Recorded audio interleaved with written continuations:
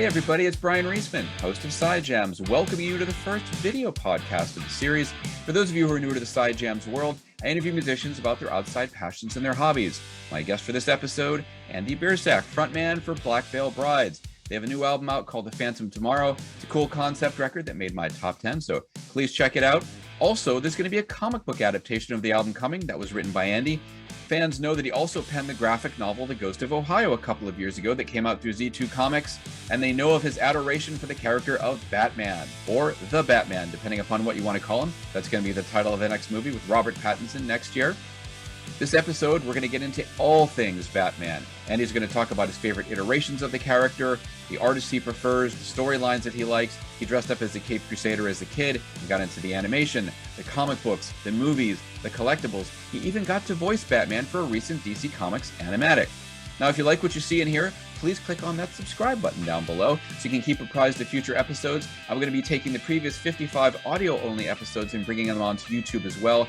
You can also keep up with Side Jams on your socials, Facebook, Twitter, and Instagram.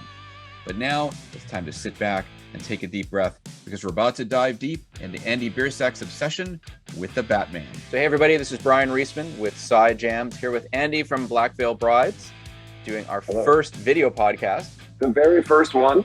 The very first one. So this is the great experiment. Thank you so much for having me on the inaugural video podcast. Would that I could say I'm in a better situation, but I'm in a hotel room in Idaho right now, so I don't have quite the collection going on. Normally, when I do these interviews, I'm at home in my studio. I'm full of fanboy comic book paraphernalia, so we'll have to just imagine it today. Yeah. Well, I've got I got a whole bunch of stuff. I mean, I have a friend of mine that bequeathed a lot of Batman stuff on him. The greatest Batman story. I read Batman Holy Terror. I don't know if you've seen this one actually. I have not read it, but I've been recommended it a number of times. Yeah, it sort of takes place in a future world. I guess Oliver Cromwell had survived, and basically the Church of England is still very strong. And Bruce Wayne is actually a priest. He's about to become a priest. He goes into this alternate reality where he finds out his parents were murdered and decides to avenge them. So he becomes the Caped Crusader, but also is a priest. It's like a very interesting theological twist on the Dark Knight. See, and that's why so many people have recommended it to me, because there's two things I love. It's Batman and overt theology. So those are some of my favorite subjects.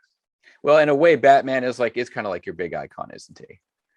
Yeah, it's like the Church of Batman where you are, or the altar. Certainly, I mean, I think people look to, and this is not to be glib or to be dismissive of any kind of religion, but for me, as someone who's non-theistic, I had these heroes like Batman who, as a reference point for parables or tales of how to live your life. The thing that impacted me the most as a kid was create something more of yourself, even if you're afraid, even if people don't respect you or like you or make fun of you. Make something that you're really proud of and wear that outside so that you can eventually become that thing that you want to be. So as a teenager and as a kid growing up, it was, wearing my Misfit shirts and eyeliner, and everybody's throwing stuff at me and making fun of me at school in Ohio. I felt like that was my bat suit. That was the thing that, regardless of what anybody else thought about it, that was how I projected myself to the world. And that was my, giant cape and pointy ears. It was the thing that I thought, I don't care if they're freaked out by me or whatever it is. I'm going to use this as my iconography, the way that I see the world. And so, in many other ways, just the self-belief, the idea of making something out of yourself, not having superpowers. I was not born with a beautiful singing voice. I never opened my mouth and sang in a beautiful soprano voice or a tenor voice. But I figured I could teach myself how to do something that I liked the way it sounded, and I didn't need superpowers to do that. So there's many, many ways that character has been influential. So how old were you when you first discovered Batman? What was your first exposure? I think I was probably 3, and it was Batman the Animated Series. It was kind of an amalgam of a bunch of stuff. Batman the Animated Series had just started airing on Fox, and it aired at nights. And my my mom often worked nights, and my dad worked during the day. So a lot of times I'd be home alone with just my dad at nights, and we would watch that. And then he got a VHS copy of the Adam West Batman movie the series wasn't available for commercially for years and years, but the movie. I remember. And then right around that time is when Batman Forever came out about a year later. And by the time Batman Forever came out, I was just fully invested. I had watched the first two Keaton movies a billion times each, and had worn out the VHSs. So by the time I was 5, I was completely and utterly obsessed with the character and was dressing like Batman every day. I get home from school and put on my makeshift bat suit and walk around the neighborhood every day.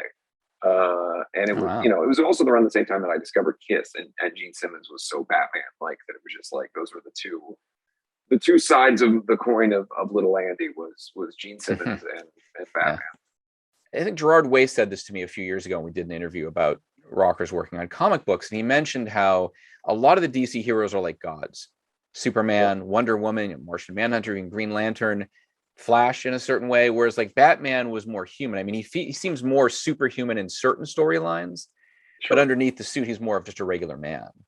And those are never the ones that I like. I don't like Batman in the Justice League. I don't think it ever makes sense. For me, it's never good to point out the fact that he is useless to the gods around him. You know what I mean? He works, in my opinion, he works best on his own as a character. Yeah. Because you're right, the rest of the DC universe are these mythological creatures that have all otherworldly powers.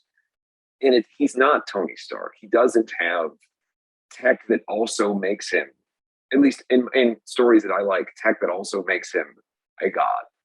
He is more often than not in Justice League stories the like wise, cracking, like angry guy, and it seems sort of useless. That's a great way. You know what I mean? So I always like him on his own in most cases, because you're right, it's a human character. And I even like, it's sort of funny. My entry point into the comics was not Bruce Wayne as Batman. The first Batman comic book I got as a kid was the first issue of Jean-Paul Valley, Azrael, taking over the cape and cowl and becoming Batman when Bane had broken Batman's back. And his story was very interesting. He was in a religious cult. He was kind of nuts. He was someone who made a crazy suit that had knives, and he would kill the villains rather than just putting them in Arkham Asylum, because he said, after all these years, why do you keep giving these villains all these chances? You put them in this place and then they break out right away. And it was, in retrospect now, people didn't like that version of the character, and I can understand why, but it really fascinated me. Yeah. And by the way, it's not, people look at that version of the character as being illegitimate. It was Denny O'Neil who wrote the story. This is really high quality Batman writing. It just wasn't what people wanted at the time. I think it would work better now because people are more accustomed to Elseworld story. But this was directly in the official Batman canon, so people got mad about it. It only lasted like 6-8 months. But the whole Nightfall, Night Quest, Night's End storyline is still one of my favorites ever. Yeah, this Holy Terror thing is another one of the Elseworlds thing. It's just a one shot. It didn't go much beyond that. And yeah, when it started out too, I started reading some of the original comics, and it's like Gotham was actually called New York. I was like, they didn't actually make that distinction.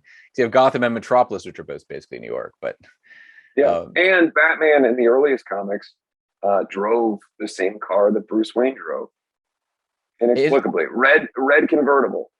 Isn't it funny how you look at that stuff back then and how things sort of gradually evolved, and also I think by the 80s when Frank Miller took over, then it started to take a different turn. I mean, I actually like a lot of the 70s detective comic stuff. They're almost like gothic murder mysteries, a lot of them. Batman Year 2, a lot of those storylines where it is a detective mystery, and Batman is more famously the Year 2 stuff. He wields a gun, and he's basically like a CSI detective in a blue tights, a gray tights with a blue cape. We're speaking of him being sort of not as superhuman. I found a couple issues of detective comics from the 80s, but found them randomly at 2 stores.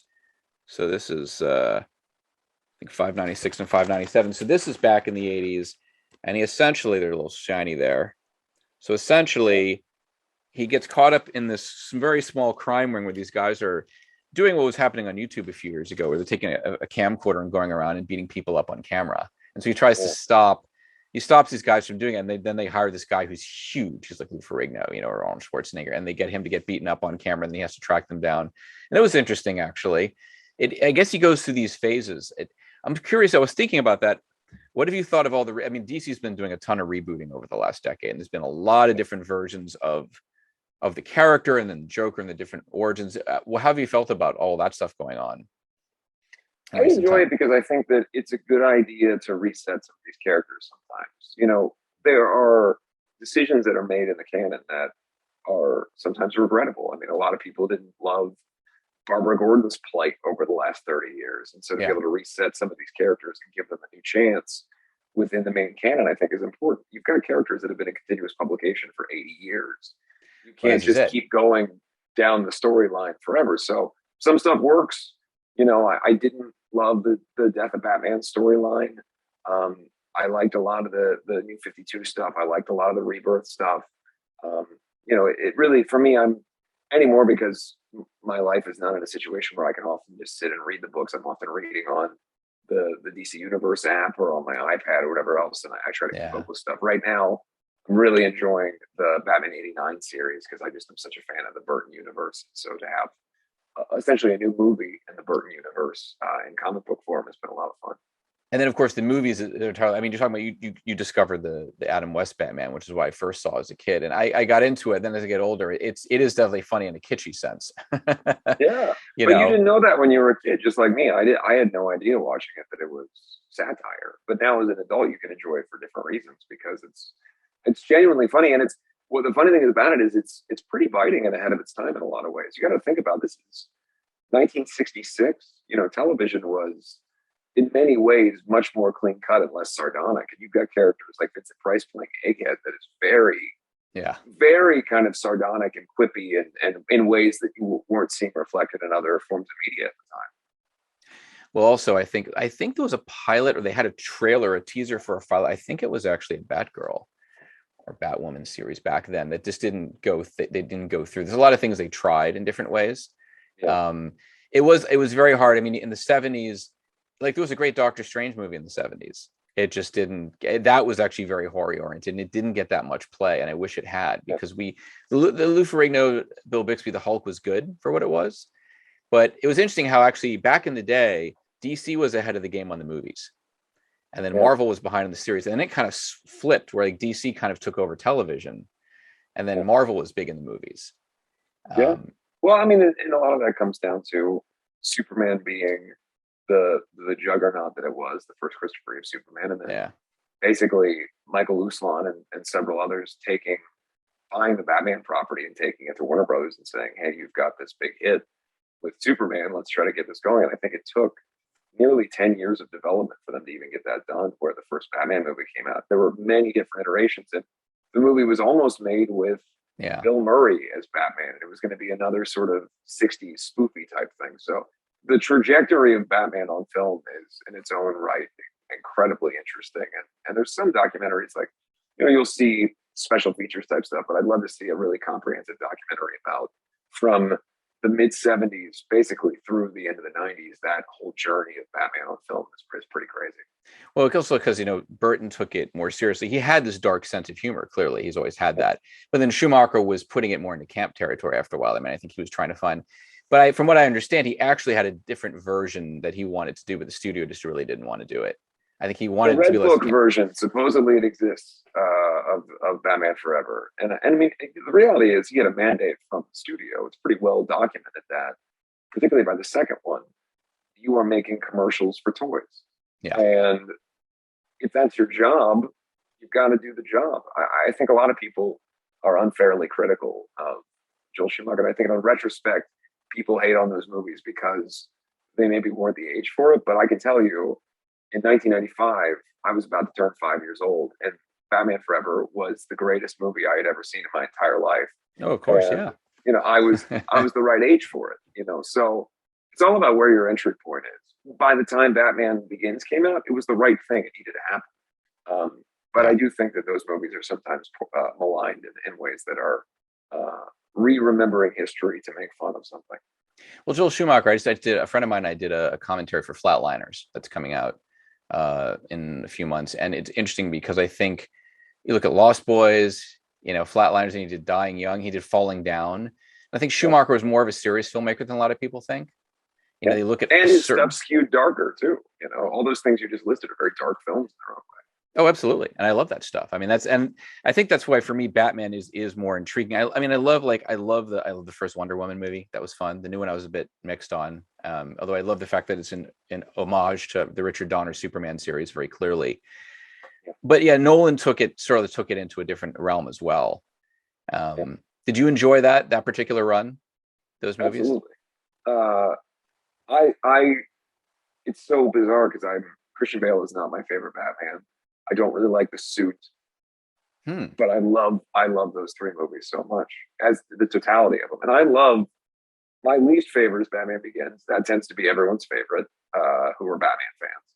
Dark Knight is obviously the most famous of the series and one of the most successful movies of all time. But if you talk to dedicated Batman fans, they all say Batman Begins is the best. I really think that I like the third one the most because of we go back to my entry point into Batman was Nightfall. That is the Nightfall movie. That's Bane breaking down Batman, breaking his back. I got to see the shot in a live action movie of Bane holding up Bruce Wayne and breaking his spine, just like on the cover of the first comic book I ever got as a kid. So for me personally, even though Rises is not seen as the greatest film, I fucking love it. I'll watch it every day.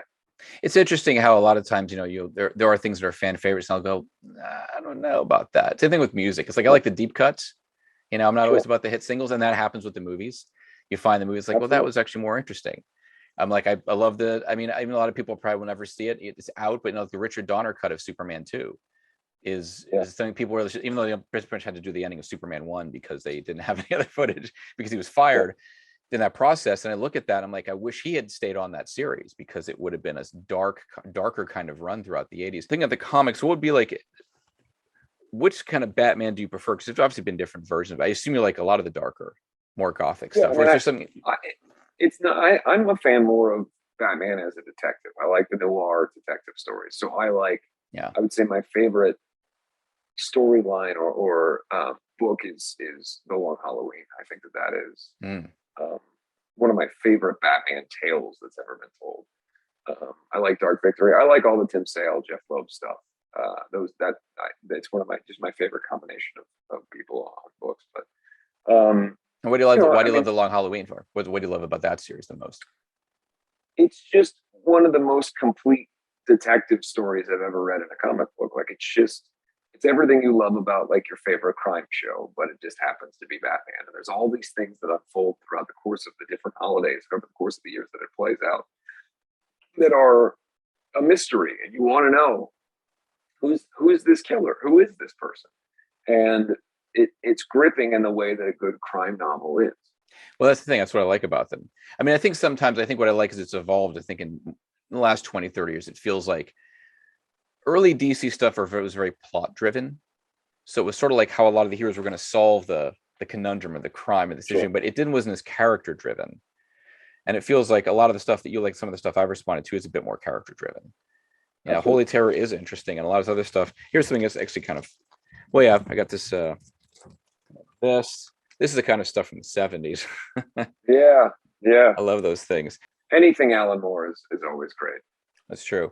What do you think? We sort of get a lot of, I mean, it's great that they brought Bane, and we get a lot of the same. It's good that we haven't gotten a lot of the same villains. We already got Penguin, we already got Catwoman, although she came back again. Are there any underrated villains in that universe that you like, that you'd like to see on screen? I'm actually excited that we are going to get a version of the Riddler coming up in the Batman, because I think the Riddler is a character that is misunderstood. If you read a book like Hush, he's a mad genius, and the things that he puts Batman through, and the crazy concepts and ideas that can be explored with that character.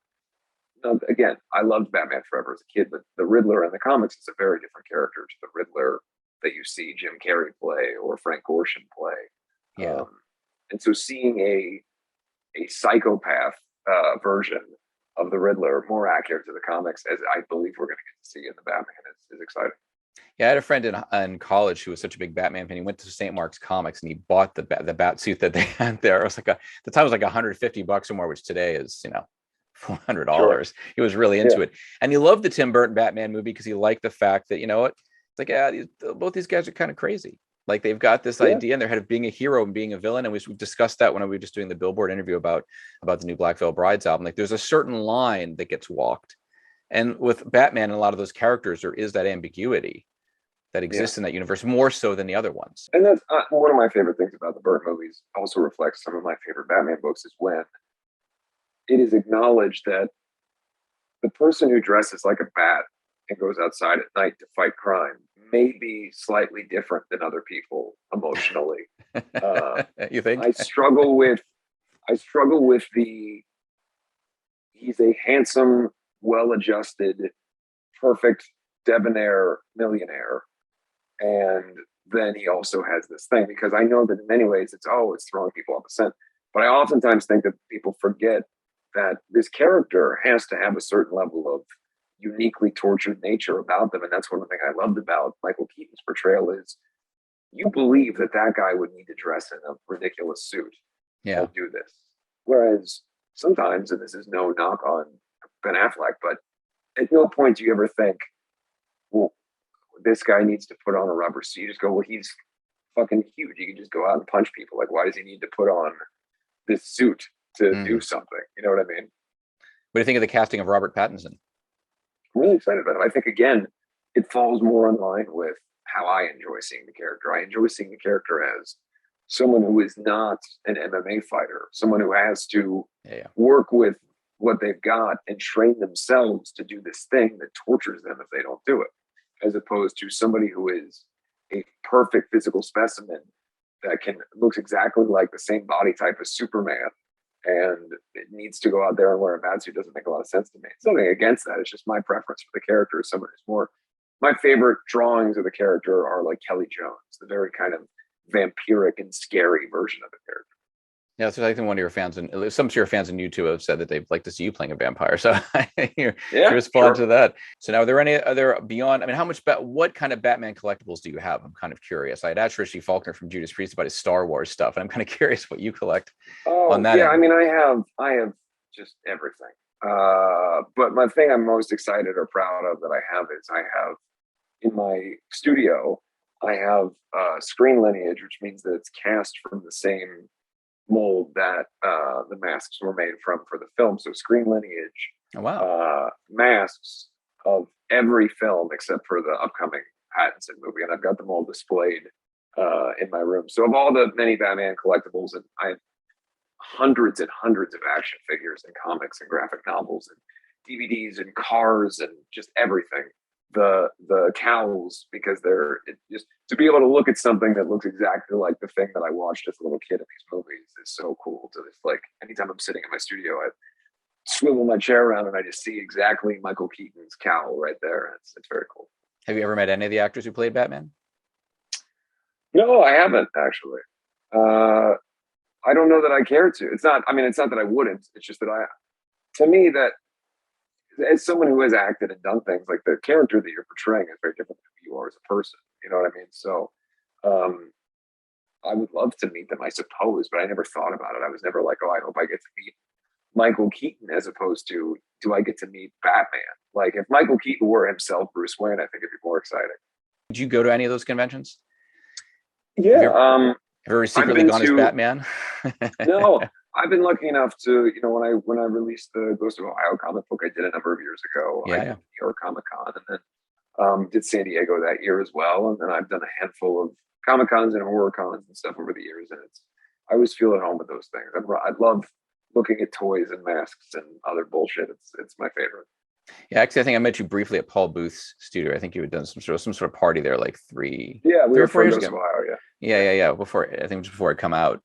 Yeah, I like that stuff, and yet at the same time, at the end of it, I always like the shopping for a lot of back issues, but it can be exhausting. It's amazing if you're actually there the whole. I usually end up doing a lot of interviews anyway, but it's sort of fascinating. I mean, even when you were a kid, that stuff really wasn't that big yet. Have you been shocked at how much this has actually exploded in the last like 10, 15 years? I mean, every year, and just coming up this week, there's now digital ones. The DC Fandom is later this week, and that's a 12-hour virtual con where there's all these panels and everything. Like the demand for that is so much greater than I could have ever imagined. It's just exciting to get to know that this thing that I've loved since I was literally, in the most formative stages of my life, is so big and so accessible now. So I know that the new album, The Phantom of Tomorrow, is going to have a graphic novel adaptation. So who worked on that? Who are the artists that worked on it? And right now we are still in the phases of kind of getting everything together. So we've got a number of different artists who are submitting different things. So for me, the dream is always to have stuff that looks and mirrors the stuff that I was most influenced by. So I wanted to be able to have things that had that early Spawn feel, where the panels are bright, and the Todd McFarlane style, where the line work is very stark and you've got hard edges and things are very moody, but they also have a lot of color. So right now it's more so about finding ways to build those influences into what it is. Yeah, Spawn's having a bit of a resurgence right now too.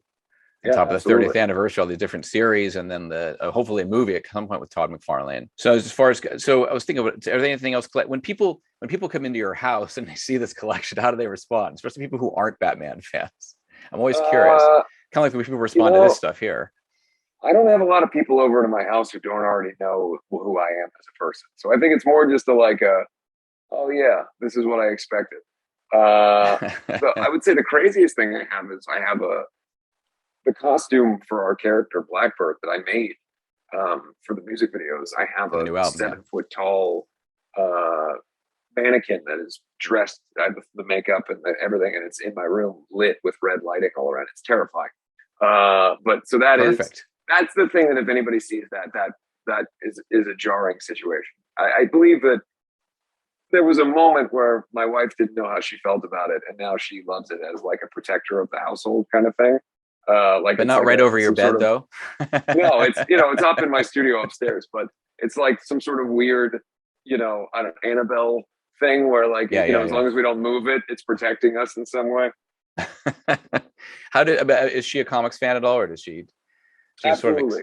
She is. She loves all the characters. She doesn't have as much direct comic book reading experience, though she does read some stuff, but she is heavily invested in both the DC and Marvel universes and knows all the characters, the backstories, and all that stuff.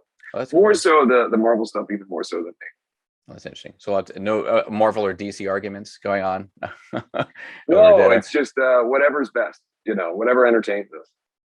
So now I was going to ask. There's one series one thing I did want to ask you about recently, because they did these sort of the marriage to Catwoman that didn't happen. Yeah. I was curious how you responded to that when it came out. I look at all this stuff as, you might as well throw something at the wall and see if it sticks. Like we said, you've got a character that's been in production for 80 years. Those ideas they're sitting there. And of course, you've got a long-standing relationship with Bruce and Selena, so why wouldn't they give that a shot or not give it a shot or hint to it? People that react negatively to these events that occur within the canon always surprise me, because it's like, guys, shit's going to happen and then there'll be a reset of the whole universe anyway. So just like, why does it bother you? Even if you don't first of all, I don't get being mad about it, but I'll never understand people who are mad about it and then take to the internet to complain about it. Like, it's even worst case scenario. If you hate a storyline, it's all going to get reset in a year and a half anyway. Well, now we have Superman is coming out as bisexual. Today. And by the way, that is all that. That's the other thing that I never understand is the fervor that people have and the anger that people have towards giving people an opportunity to see themselves in these characters that we've loved forever. Why not have an opportunity for someone who loves this character to see something of themselves in it? It boggles my mind that it would ever change your interpretation of the character for someone else to get to feel more close to them. There's 1,050,000,050 different iterations of all these characters. Why not allow people to have the opportunity to be reflected and to feel some representation? Oh yeah, with all these characters going 7-8 decades. I mean, that's the argument I've come up with. Like, you've already had. You can collect all the back issues too. I mean, there's thousands of them. I mean, it's not like you're going to run out of stories. There's a lot of iterations of all these characters. So if there's a version that you don't like, go crazy. There's 1,000,000 different versions that you like. Well, I think part of it, and it's like, I mean, obviously you could argue we're in touch with our inner child. Like, we still love these things. I still collect stuff. I still go to conventions and I'll occasionally get t-shirts. All right. I don't buy as much of the collectibles, but I buy like a lot of the back issues. It feels like maybe for some of the older fans, they are, it's like a part of their childhood. And if they're more conservative than us, then they kind of like, oh my God, my childhood's changed. And it's like, well, your childhood didn't change because you still have that. Because they weren't.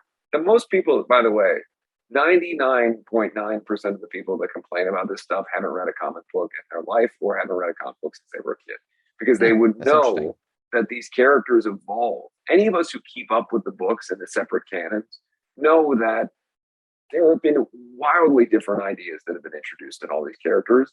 You know, the storylines in the 70s, there were storylines where the Green Arrow is trying to get his little buddy off of heroin. Most people aren't complaining, oh, my childhood is ruined because Green Arrow. It's just the reality. Most people that complain have no idea what they're complaining about. So I think you're right. I think that, yes, you can connect it to your childhood, but like, then fucking go like the thing you liked in your childhood. Because the reality for me is I love the wrestler Sting.